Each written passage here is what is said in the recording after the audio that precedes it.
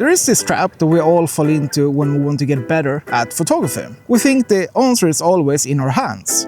We think if we buy a new lens or a new camera, or if you just go out and shoot 500 frames of a street corner, we'll magically start capturing better images.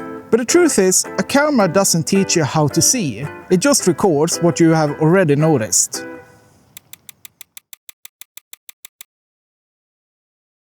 I was thinking the other day about how your eye is basically a muscle. I talk a lot on this channel about how 90% of photography is seeing and only about 10% is actually clicking a shutter. But I realized I haven't actually talked about how you can practice that 90%. How do you train that muscle without mindlessly taking more photos? Hi, hello everybody, welcome back to a new video, hope you're all well. Today we're putting the camera down for a minute. I want to give you 5 concrete tips how to actually practice seeing. When we want to look at good images today, our instinct is to open Instagram or Threads. But algorithm feeds us engagement and not necessarily art. If you really want to train your eye, you have to change your visual diet. My biggest tip here is to go completely analog. So my first tip is to go to a gallery or a museum. If there is a photo exhibition nearby, go and look at actual physical prints. Just standing in front of a framed photo instead of swiping past it on a screen completely changes how you absorb the image. But don't just stop at photography. Go and look at classic paintings too.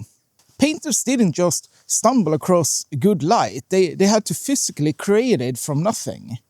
For example, look how they use shadows to create weight. And honestly, this is definitely something I need to do way more often myself. I do the exact same thing with photo books.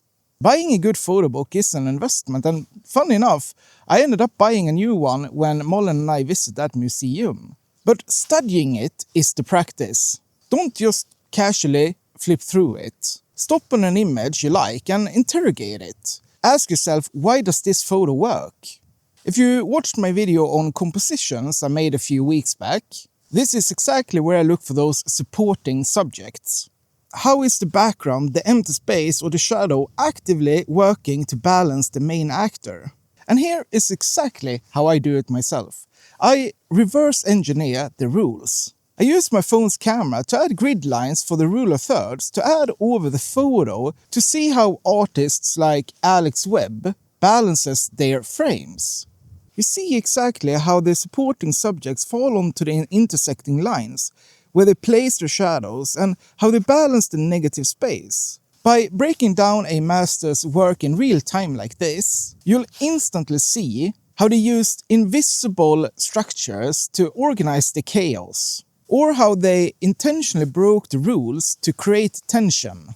Maybe you noticed I was using Lightroom as a camera, and that's because iPhones, or at least my iPhone 13, only has 1:1, 16:9 and 4:3 in aspect ratios. Since almost all photo books are using the pretty much standard 3:2 aspect ratio, those grids just won't line up properly. And that's why I fire up the Lightroom app instead, because I can just put it to 3:2 instead, and that way it will match the photo book and the lines will match up much better. So that's just a quick tip as well. This weather. It started pouring when I was recording the second tape for the video, and I just couldn't finish it. So I decided to go home and finish it here at home instead. Hope you don't mind. Now, usually we only get into the photography mindset when we have a camera strap around our neck.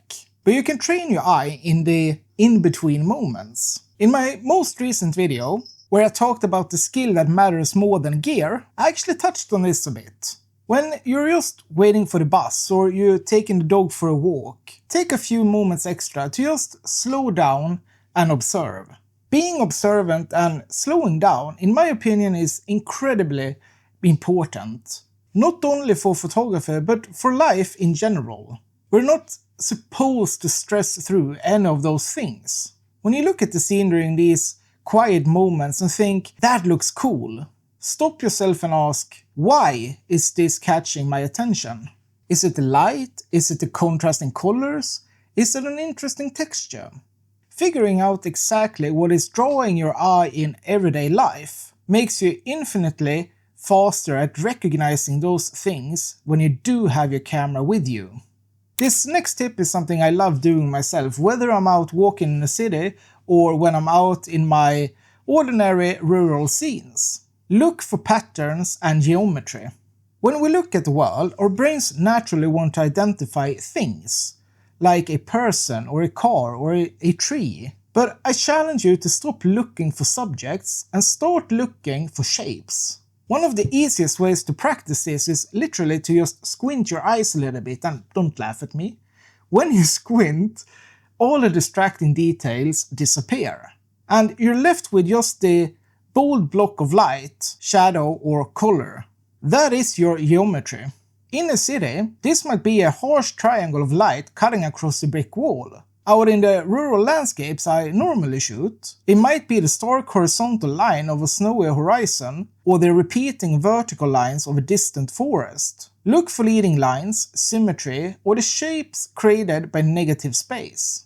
Once you start actively hunting for geometric structure instead of subjects, you realize the world is already organizing itself for you. You're basically building the stage in your mind, so that when the subject finally enters your frame, your composition is already perfect. And tip number 4 is also one of those things that have helped my photography a lot. When you have every option available, your brain can get a little bit lazy. To really train your eye, sometimes you have to limit your choices. Next time you go out, give yourself a constraint. Tell yourself, today I'm only looking for, let's say, the color red. Or limit yourself to only one focal length. When you restrict yourself, your brain is forced to work harder and look closer at the mundane things you usually walk right past. And funnily enough, I actually made a whole video about this a while back. I challenged myself to go out and only look for people wearing hats. And I also challenged my friend Greg, or as you may know him as Distant Media, to do the same, but to only photograph the color yellow. And what we both found was that once you give your brain a specific filter, the world completely changes. You suddenly start seeing that specific subject everywhere. And I bet you've noticed this yourself. Maybe you bought a new car and suddenly you see the same model going everywhere. But I also know coming up with a constraint just on top of your head can be hard. So I actually programmed a random project generator for that video. And while it's not specifically for creating constraints, it can still work to give you a one-day project. So if you feel stuck, or if you don't know what to look for when you're out on your walk, just click the link down in the description, hit generate, and it will give you a specific constraint for the day. Take that prompt, leave your camera in the bag, and just practice seeing it in the world. Earlier, when we were talking about studying photo books, I brought up the idea of supporting subjects. And if you saw that video on compositions I mentioned, you know this is a huge part how I shoot, breaking down a scene down into acting subjects and supporting subjects. But how do you actually practice seeing that out in the real world? Our brains is kinda hardwired to tunnel vision on the most interesting thing in the room. If we see a cool vintage car or an interesting person, the acting subject, we lock onto it. And we naturally forget the stage they're standing on. To train your eye, you have to actively practice reversing this habit. You have to train your eye to see the support first, and the subject second. When you're out walking, try to completely ignore the obvious subject. Instead, hunt for the background. Look for massive shadows that could act as walls to organize the frame. Look for interesting textures or empty spaces that carry visual weight. If you can train your eye to spot a beautiful organized environment before the subject enters, you will never end up with a messy, boring background. You just find the stage and then you wait for the actor to arrive. And that brings me to how I personally approach learning and growing in this fantastic hobby. For me, improving doesn't necessarily mean cramming in more photo walks into my weekends. It's about changing my default state of moving through the world. Whether I'm driving to a job or just sitting at a cafe, I'm always looking for the supporting cast. I'm looking for the heavy shadows, the textures, the empty spaces that could act as a stage for a subject. Photography for me has just become a filter for how I appreciate everyday life. The camera is just the tool I use to prove I was paying attention. Next time you head out, leave your camera in the bag for the first 15 minutes. Just look around. See if you can spot the stage before the actors arrive. Oh, and before I say bye, I just want to mention I've just released my newest preset pack on my website, and right now they're 50% off with the code here on the screen for the next week of publishing this video. So if you want your photos to look as good as mine, just kidding, but seriously, if you want to check them out and support what I do, I really appreciate it. Anyways, that's it for today, guys. Thank you so much for watching. I hope you enjoyed the video, and if you did, give it a like and consider subscribing. I appreciate it so much.